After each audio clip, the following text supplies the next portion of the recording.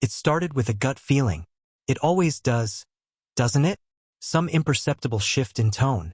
An unusual softness in her voice when she'd say, "I'll be out for lunch with a friend." The kind of softness you only notice if you've heard the sharp edges before. The ones you thought you had dulled over years of devotion. Laura and I had been married for 8 years. 8 years of morning coffees, whispered dreams, and the silent understanding that comes from knowing someone so completely. I thought we were solid. Sure, we had our disagreements, but who didn't? I chalked it up to the natural wear and tear of life. That was before the late-night text I accidentally saw while her phone rested on the couch beside me. "Can't stop thinking about today." The message was from a number I didn't recognize. When I asked her about it, she brushed it off with a nervous laugh. "It's nothing, just a group chat. You know how girls can be." I nodded but didn't press further. That night, lying in bed beside her, staring at the ceiling, I knew something was wrong. Very, very wrong.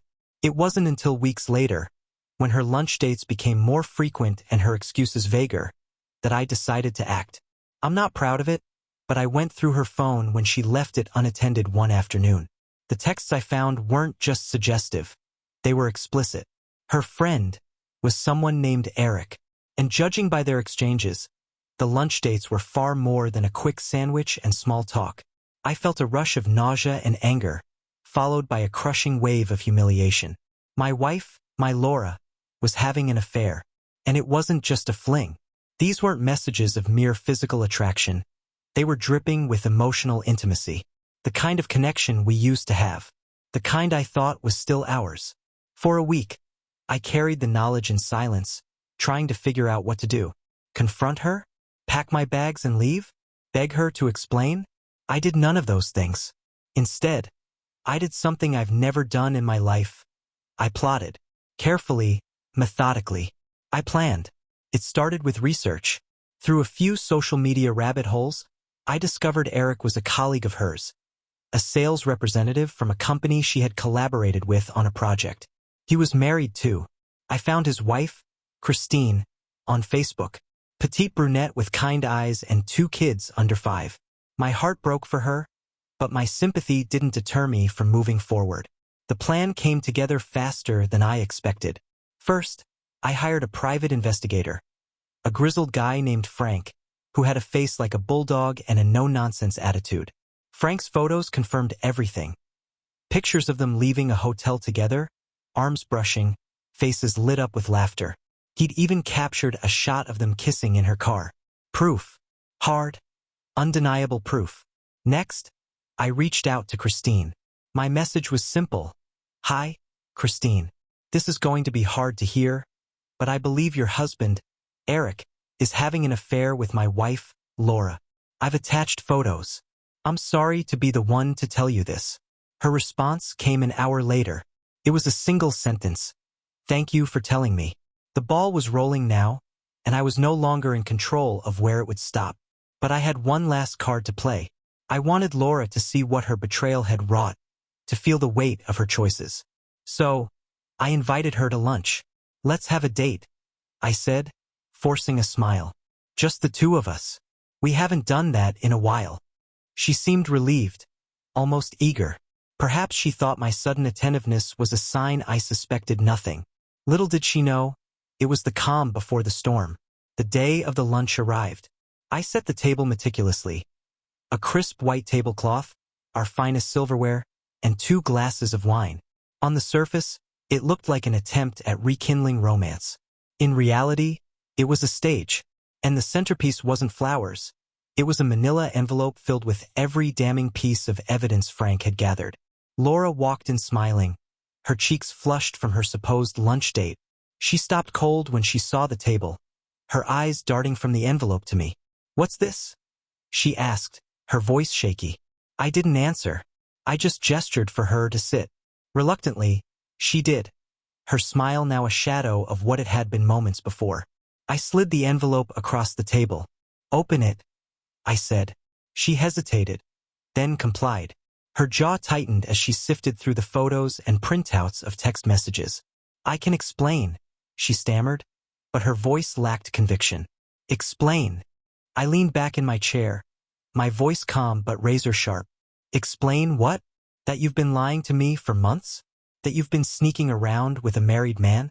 That you've been treating our marriage like it's disposable? Tears welled in her eyes. It's not like that, she whispered. Then what is it like, Laura? I demanded, my voice rising. Because from where I'm sitting, it looks like you've been having your cake and eating it too. She broke down, sobbing, mumbling apologies that meant nothing. I let her cry, let her wallow in the mess she'd created. When she finally looked up at me, her face streaked with tears, I dropped the next bombshell. Right, I've spoken to Christine, I said. Her eyes widened in horror. You what? She gasped. She knows everything, just like I do. You've destroyed not one, but 2 families, Laura. Congratulations. At that moment, there was a knock at the door. Laura's head whipped around, her expression a mix of fear and confusion. I stood and opened it to reveal Christine.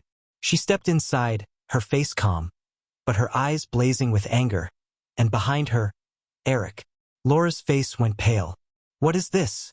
She whispered. This, I said, is closure. The confrontation that followed was ugly. Christine unleashed years of pent-up frustration on Eric, who stood there stammering like a fool. Laura tried to intervene, but Christine turned on her with the ferocity of a lioness. Don't you dare try to justify this, she snarled. You're selfish, deceitful. The words she used weren't fit for polite company. Eric finally tried to defend himself, spouting some nonsense about feeling unappreciated at home. I cut him off. Unappreciated. I laughed bitterly. You've got 2 beautiful kids and a wife who'd move heaven and earth for you, and this is how you repay her? By the end of it, everyone's emotions were frayed. Laura and Eric looked like broken shells of the people they were when they walked in. Christine and I exchanged a look of silent acknowledgement that we both emerged stronger. The fallout was swift. Laura packed her bags and moved out that evening. I filed for divorce the next day. Christine did the same. Eric lost his job when Christine sent their employer copies of the evidence. Laura's reputation took a nosedive as word of the affair spread among our friends and family. They had no one to blame but themselves. As for me, I won't pretend it was easy. There were nights I cried myself to sleep, mornings when getting out of bed felt impossible.